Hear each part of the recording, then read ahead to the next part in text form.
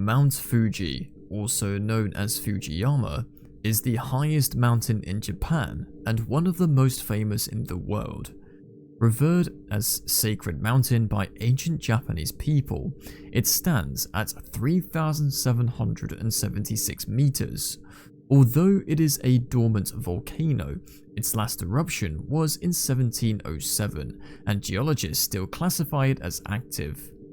The Aokigahara forest at the foot of Mount Fuji is notorious as the most popular suicide site in Japan and the second most popular in the world. For instance, in 2024 alone, 84 bodies were found there. Signs have been erected in the forest urging people to reconsider taking their lives.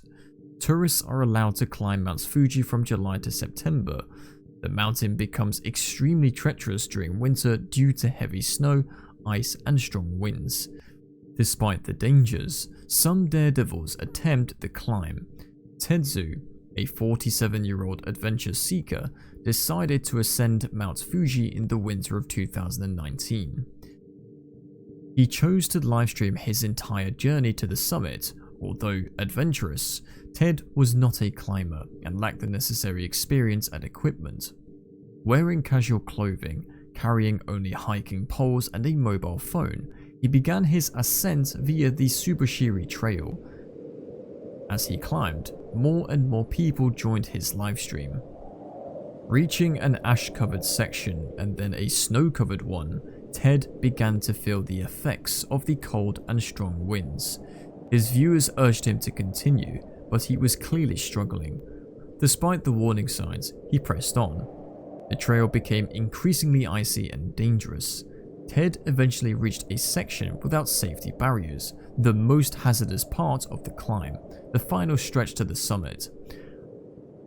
As he approached the end of the safety rope, he found himself on bare ice. Battered by the wind, he carefully attempted to traverse the ice patch. His boots were completely unsuitable. He should have worn at least crampons, whose spikes would grip the ice, allowing him to walk confidently. But he was wearing ordinary shoes, so he slid forward, trying to maintain his balance. Then he slipped and fell, but somehow managed to stay upright.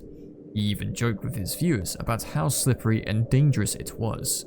More and more people began urging him to turn back.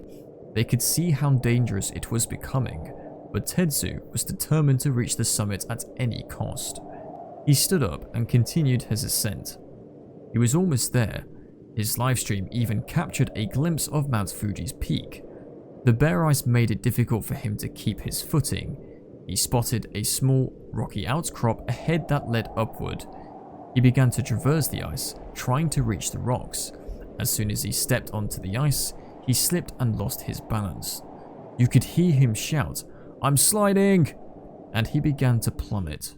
In such a situation, there are only a few actions that might save your life.